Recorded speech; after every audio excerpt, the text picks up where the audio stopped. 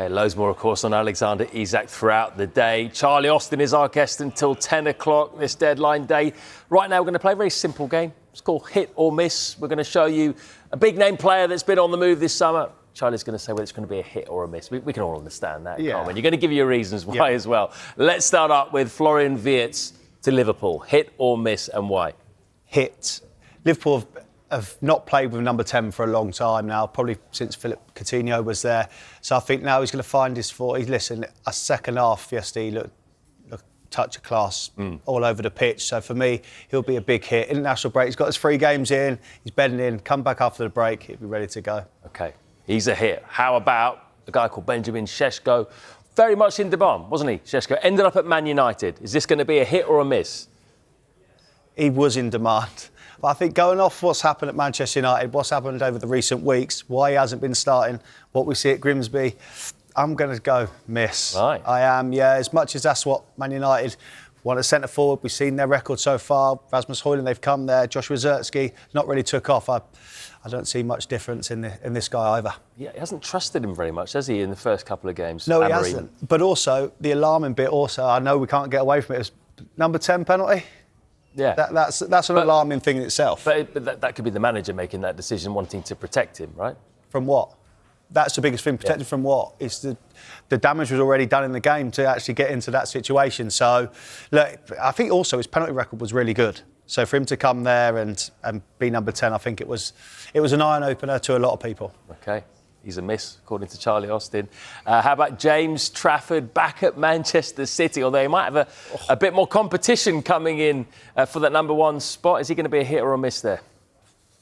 Now what we're hearing this morning, at first I thought it'd be a hit. He'd been fantastic at Burnley, he'd been fantastic. And then he goes to Man City, although he was obviously heavily linked with Newcastle, wasn't he? He'd like to go in there, but he's gone there. I think he was going to cement himself as number 1.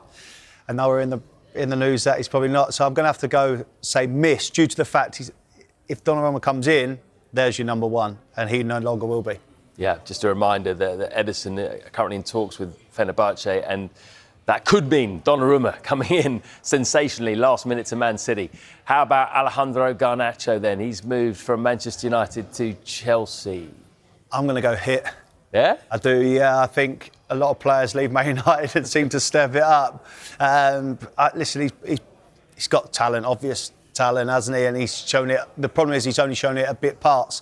I think go to Chelsea, new chapter, new lease of life, and I think he'll really kick on.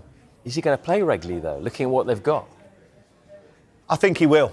I think he will play. I think that kind of frees up Cole Palmer, and then you've got João Pedro obviously in the mix also, that will play. But I think he's someone that's going to go there and play. Also, they're going 4 competitions as well. They want to go deep in the Champions League, run the Premier League as long as possible and be in touch. Listen, they're still contenders. Like, don't forget about Chelsea. That's the biggest thing. So I think he'll be a hit. OK, Garnacho hit to Chelsea. How about Jack Grealish? He started brilliantly, hasn't he, at Everton? Do you think that's going to continue? I think so. I think everybody was pleased to see Jack move.